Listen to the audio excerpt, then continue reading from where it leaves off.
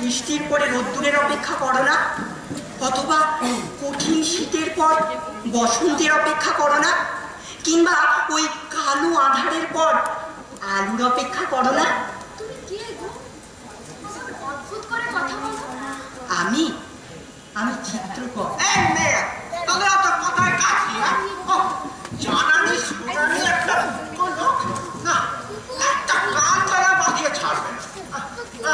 শোনো বাবু, তুমি চিত্রকর হও যেই হও, নিচে নিচে সময় নষ্ট না করে তুমি কাজে লেগে পড়ো। চল তো, নিচে নিচে অনেক সময় নষ্ট করি। খবরদার বলছি, ওদিকে তাকে একদম দেখ